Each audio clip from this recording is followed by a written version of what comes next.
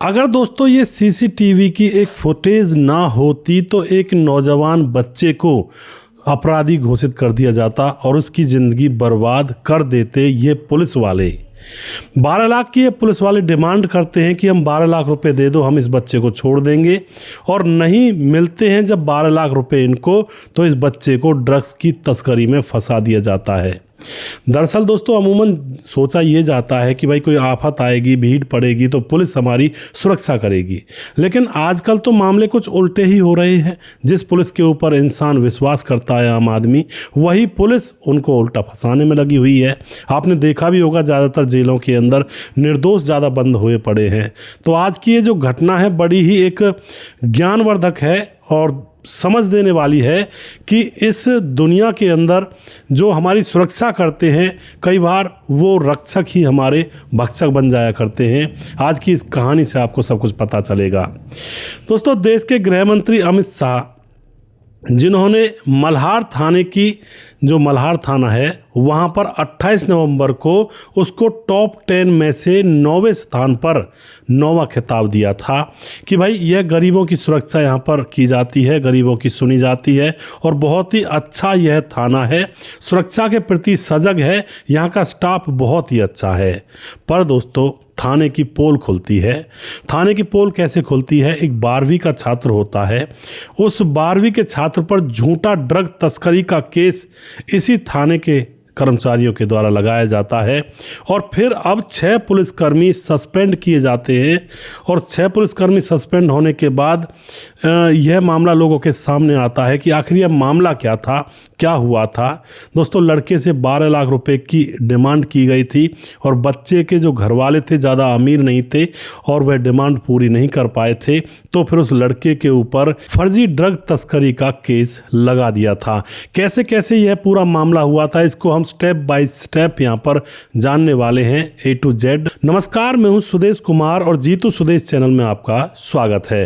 दोस्तों मोहनलाल नाम का एक लड़का जिसकी उम्र होती है 18 साल, कुछ लोग मोहनलाल कह रहे हैं लड़के को, कुछ लोग सोनलाल कह रहे हैं। काफ़ी जगह जब मैंने इन्फॉर्मेशन देखी तो चलो नाम से कोई फ़र्क नहीं पड़ता है।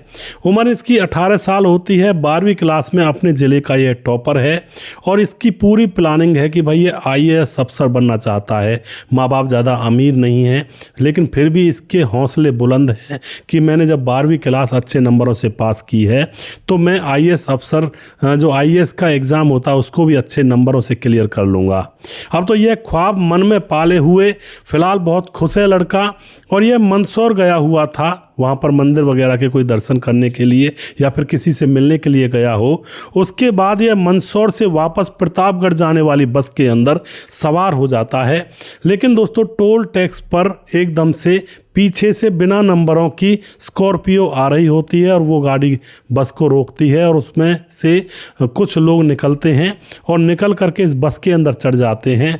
और दोस्तों 29 अगस्त का वो वाक़या था, 29 अगस्त 2025 का। जैसे ही वह लोग इस बस के अंदर चढ़ते हैं तो बस में से वह इस लड़के जिसका नाम है सोनलाल मोहनलाल उसको उतार लेते हैं। दरअसल दोस्तों जो MP मल्हारगढ़ के पुलिस थाने के लोग थे वो इस बस के अंदर चढ़े थे, सादी वर्दी में थे और यह वाक़या था दिन के 11:29 पर। उस लड़के को मोहनलाल को घसीटकर बस में से उतार लिया जाता है। गनीमत यहाँ पर यह रहती है कि बस के अंदर CCTV कैमरा लगा हुआ था, उसमें ये सारी चीज़ें रिकॉर्ड हो जाती हैं और उसके बाद पुलिस वाले उस लड़के को उतार कर अपनी गाड़ी में बिठा करके अपने साथ वहाँ से ले जाते हैं। अब क्या होता दोस्तों, महज एक शक के आधार पर इस लड़के को पुलिस वालों ने पकड़ा था और ड्रग्स अफीम की तस्करी का आरोप इसके ऊपर लगा दिया गया था। क्यों लगाया गया था?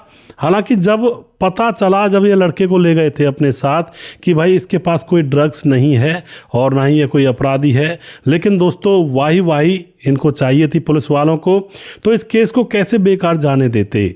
अब इस केस को बेकार ना जाने देना चाहते थे पुलिस वाले और फिर उस लड़के के ऊपर केस बनाया जाता है, उसको उस केस में शामिल किया जाता है जिस केस में तकरीबन 2 किलो 700 ग्राम अफीम जब्त की गई थी। उस केस के अंदर इस लड़के को डाल दिया जाता है और फिर FIR लड़के पर दर्ज की जाती है।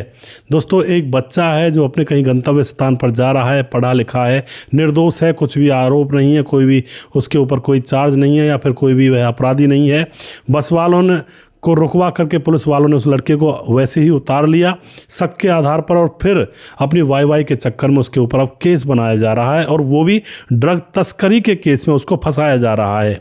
अब केस में इसको शामिल कर लिया जाता है, एफआईआर दर्ज हो जाती है। फिर मीडिया को बड़े शान से वह पुलिस वाले बताते हैं कि भाई हमने नशीले पदार्थों की तस्करी करने वाले गिरोह का भांडा फोड़ दिया है, और अदालत में उस लड़के को पेश कर दिया जाता है और इसको जेल भेज दिया जाता है। लड़के को गिरफ्तार करने वाले जो थे उनमें एक टीआई राजेंद्र पवार, एसआई संजय प्रताप सिंह और एसआई सादिक मंसूरी थे। ये पुलिस वाले इतने भी शातिर नहीं थे जितना ये अपने आप को समझ रहे थे कि भाई हम केस को ऐसी दिशा देंगे और ये जो भी हम करेंगे वो हो जाएगा। यहाँ पर एक लूप होल क्या न जाने कितने लूप होल रह जाते हैं जब इंसान ज़्यादा चतुर चालाक बनता है। अब लड़का जेल में चला गया और पुलिस वालों ने वाई बटोर ली मीडिया के सामने आकर के कि भाई हमने ड्रग तस्करों को पकड़ लिया है। अब दोस्तों एफआईआर के मुताबिक पुलिस ने लड़के को मल्हारगढ़ के शमशान घाट के सामने से शाम को 5 बजे गिरफ्तार किया था। ये एफआईआर में था। लड़के के माँ बाप को और जो उसके परिजन थे उसको पता चलता है उनको, तो वे वहाँ पर पहुँचते हैं, एफआईआर को देखते हैं। जबकि यहाँ पर दोस्तों असलियत में बस में से 11:29 पर सुबह के टाइम इसको पकड़ा गया था, और जहाँ बस में इसको पकड़ा गया था वहाँ से उस जगह तक जो एफआईआर के अंदर लिखी हुई थी कि मल्हारगढ़ के शमशान घाट के सामने से पकड़ा है 5 बजे, इन दोनों का डिस्टेंस तकरीबन 35 किलोमीटर है, यानी कि इतनी दूरी पर है।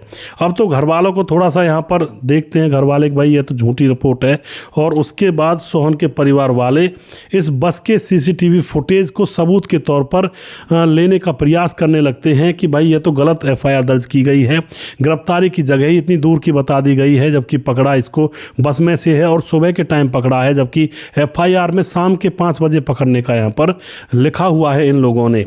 सीसीटीवी फुटेज को निकलवा लिया जाता है जैसे तैसे। बस वाले को मना करके, पहले वह मना कर रहा था कि मुझे चक्कर में नहीं फंसना, और उसके बाद अब यह इस केस को हाई कोर्ट में लेकर जाते हैं।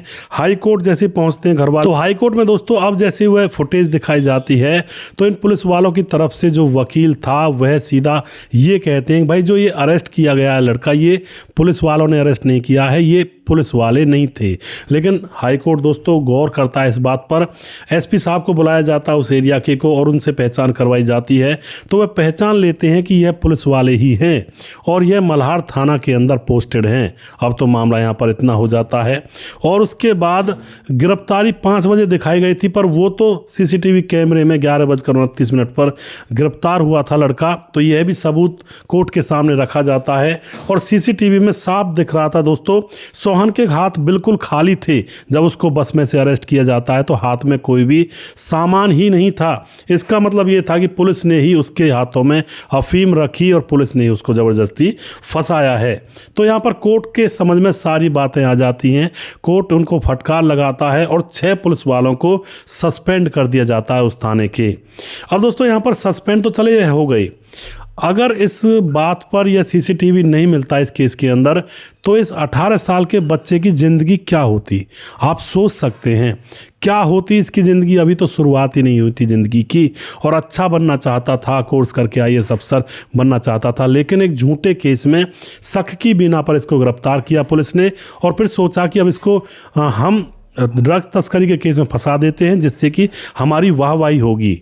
अब दोस्तों कितना एक सोचने की बात है, जो पुलिस लोगों की हिफाजत के लिए होती है वही पुलिस ऐसा कुकृत्य करे, तो यह बड़ी एक विचित्र सी बात है। यह मामला खुल करके सारी जगह आपको देखने के लिए मिल जाएगा, न्यूज़पेपर भरे पड़े हैं इस खबर से, और यूट्यूब पर भी आपको बहुत सारे वीडियोस मिल जाएंगे। तो मैंने यहाँ पर सोचा कि इसको एक प्रतिबद्ध तरीके से आप लोगों के सामने पेश किया जाए। दूसरे यहाँ पर कुछ सवाल उठते हैं।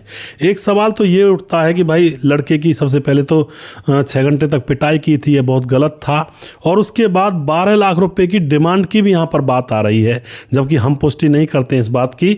12 लाख रुपए पुलिस वालों ने उस लड़के के घर वालों से मांगे थे। जब लड़के के घर वाले अपने बेटे को छुड़ाने का प्रयास कर रहे थे तो पुलिस वालों ने सोचा कि 12 लाख रुपये कमा लेते हैं और फिर हमारा क्या गया है। उसके बाद दोस्तों घर वालों के पास पैसे थे नहीं, क्योंकि वो ज़्यादा अमीर नहीं थे तो 12 लाख रुपए दे नहीं पाए, तो पुलिस वालों ने फिर उनके बेटे को ड्रग तस्करी के केस में फंसा दिया और केस बना दिया। दूसरी बात दोस्तों, बड़ी मुश्किल से जो बस वाला था उसके सीसीटीवी कैमरे की फुटेज निकलवाई इन घर वालों ने। वो पहले डर रहा था कि भाई मुझे इस पचड़े में नहीं पड़ना है, मैं फुटेज नहीं दूंगा, लेकिन जैसे तैसे हाथ जोड़ जार करके घर वालों ने कहा कि भाई हमारे बच्चे की ज़िंदगी का सवाल है, आपकी एक छोटी सी मेहनत से हमारे बेटे की ज़िंदगी बच जाएगी। तो उस बस वाले को थोड़ी दया आ जाती है और फिर वो सीसीटीवी कैमरे की फुटेज निकाल कर घर वालों को सौंप देता है और घर वाले उस फुटेज को सीधा ले जाते हैं कोर्ट के अंदर, हाई कोर्ट में, और वहाँ पर तब जाकर यह मामला खुलता है। दोस्तों सीसीटीवी कैमरे की जो फुटेज वो नहीं मिलती तो क्या यह लड़का बच पाता?